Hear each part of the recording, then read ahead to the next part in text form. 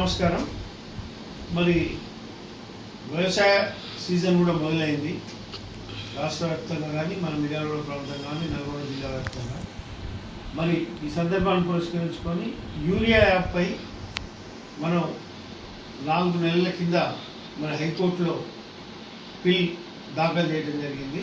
ఎందుకంటే యాప్ చాలామంది రైతులలో నిరక్షరాస్యులు ఉన్నారు. మరి రాష్ట్రంలో దాదాపు 70 లక్షల మంది రైతులు ఉన్నారు.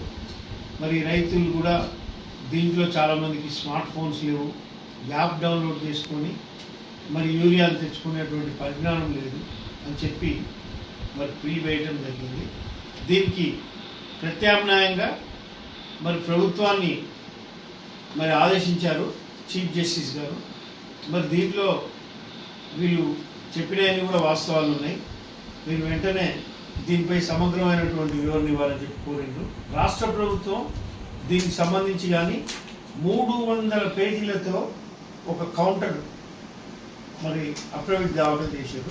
అంటే దీంట్లో చాలా వరకు అసత్యాలే ఉన్నాయి.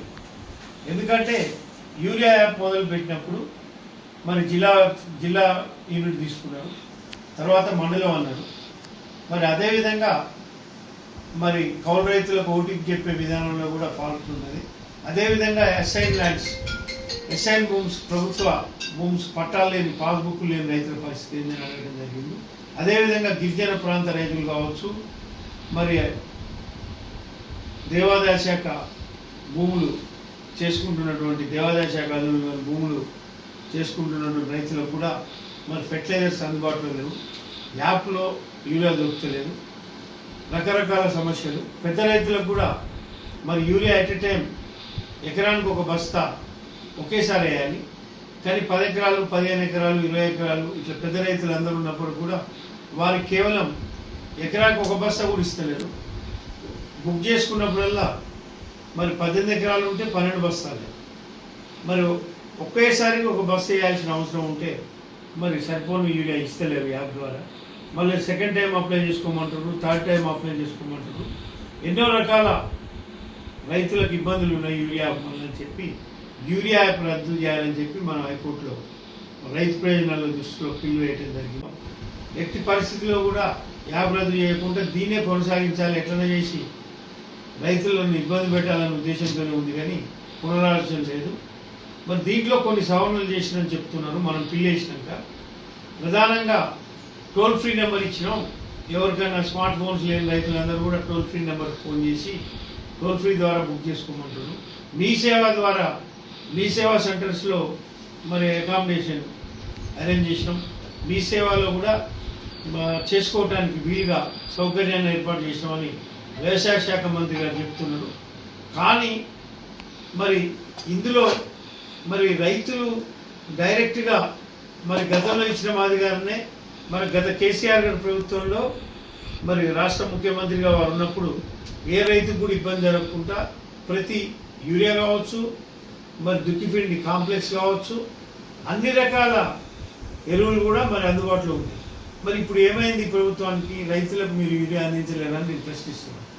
అదేవిధంగా ఇక్కడ యాప్ ద్వారా బుక్ చేసుకున్నటువంటి రైతులకు కూడా మరి ఎవరైతే ఫెర్టిలైజర్స్ డీలర్స్ ఉన్నారో వాళ్ళందరూ 266 రూపాయలకు బస్తా ఇవ్వాల్సి ఉండగా మరి బ్లాక్లో 300 రూపాయలు, 310 రూపాయలు రైతుల దగ్గర నుంచి తీసుకుంటున్నారు.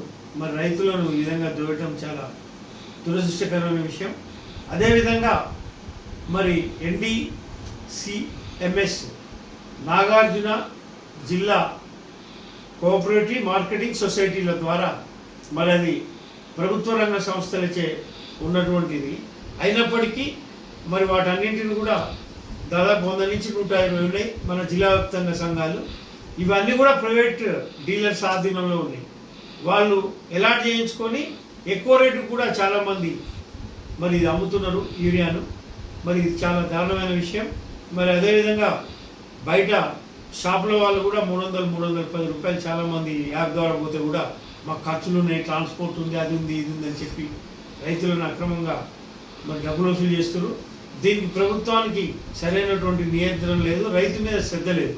ముఖ్యంగా మరి రేవంత్ రెడ్డి గారి ప్రభుత్వం మీద రైతును కాపాడాలనే ఉద్దేశం ఉంటే మరి అదేవిధంగా మరి కాంప్లెక్స్ తుక్కిపిండి దుక్కిపిండి చూసుకుంటే మరి డిఏపి మీద కేంద్ర ప్రభుత్వం పెంచలేదు.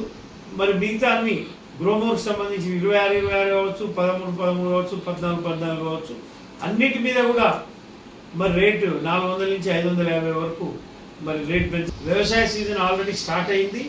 కాబట్టి జిల్లా కలెక్టర్ గారు, జిల్లా వ్యవసాయ అధికారులు, అదేవిధంగా ఈ ప్రభుత్వం మంత్రులు కావచ్చు, ముఖ్యమంత్రి గారు కావచ్చు, ఇక్కడ ఉన్నటువంటి శాసనసభ్యులు కావచ్చు, ఎవరికి కూడా దీని మీద సరైనటువంటి మరి అవగాహన లేదనిపిస్తుంది. దీన్ని చూస్తే మీరు తప్పకుండా అధికారులందరినీ మరి అప్రమత్తం చేసి ఈ బ్లాక్ మార్కెటింగ్ విధానాన్ని స్వస్తి చెప్పాలి. మరి మేము కోరేది ప్రధానంగా అసలు యాపే రద్దు చేయాలి యూరియాది. ప్రతి రైతు కూడా యూరియా కావాల్సినంత యూరియా అందియాలి.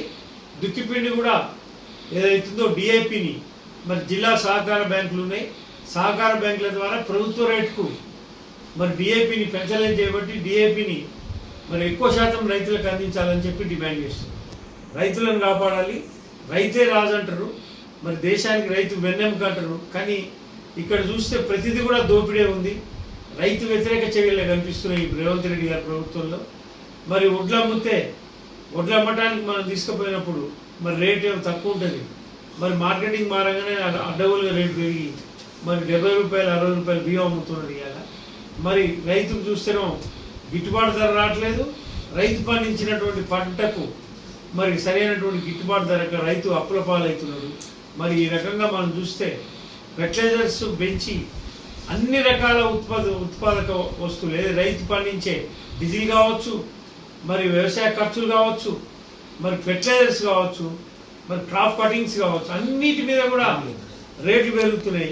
రైతు పండించే పంటకు మాత్రం రేట్లు పెరుగుతలేదు.